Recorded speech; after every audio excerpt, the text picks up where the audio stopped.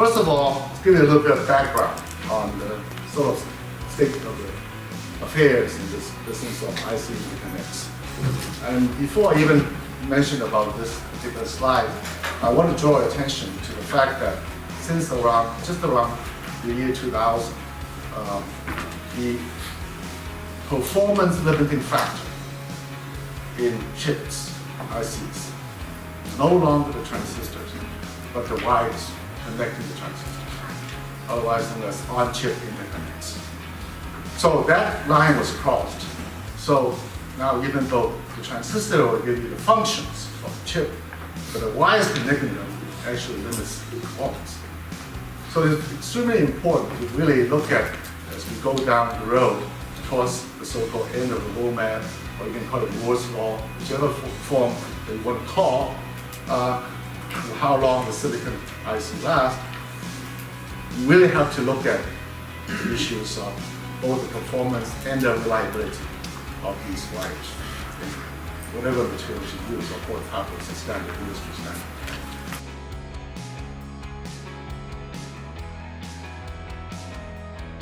standard. Today I'm going to be talking about medical applications, so I thought perhaps I wanted to start with a non-medical image. So this is an image of a laser pulse, and what I wanted to stress here is kind of a non-conventional view of light that I would like to bring you through with my talk. So what I wanted to introduce is the fact that within a laser pulse, you see that the photons are actually are not IID, they're not identically distributed and independent. They are independent to some extent, but they are not identically distributed. Indeed, if you look at the PDF, or the probability density function of every photon in the bunch, they actually have different distributions. This is interesting, but you'll say, well, what's the big deal about it? Actually, it is a big deal if you're trying to determine the arrival of the bunch from the laser. And this is an important issue in 3D integration and 3D vision, where you're trying to use a time of flight. So what I want to expose you to is something called order statistics, which is a theory that has been developed by my student in 2012 and 2010 actually. And it is a very nice and a very simple implementation and representation of photons when you have complex mechanisms such as inside the laser. Another example is a scintillator. When a gamma ray hits a scintillator, you have immediately a large number of photons that are generated, and these photons also are not IID. Now, why do I talk about this stuff? Because there are many applications that use photons and bunches of photons, particularly coming from scintillators, and one is called is a very important one in the current domain of imaging, and that is a positron emission tomography, or PET. But there are other mechanisms for imaging, for medical imaging, that utilize this knowledge. So this is an example of a combined CT PET built by Bedizo. So what is a PET? A PET is actually a way of visualizing positrons emitted by particular molecules that are absorbed, they are metabolized by the body. But it does it in 3D. So this is an example of cancer, unfortunately, for this patient, that has actually expanded from the pancreatic lymph nodes, pancreatic cells into the surrounding lymph nodes.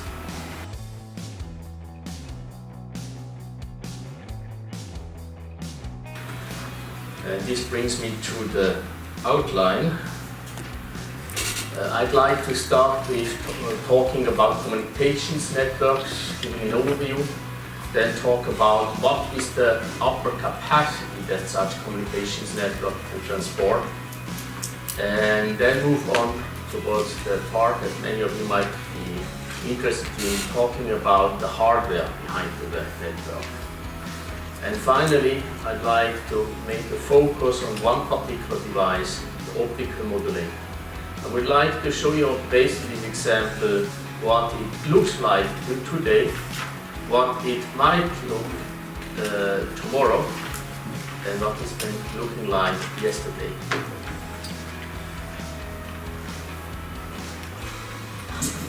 So let's start with giving an overview. I'd like to start with this view graph. It shows you the evolution of capacity in the networks as Cisco every year gives out its forecast for the next 2 years.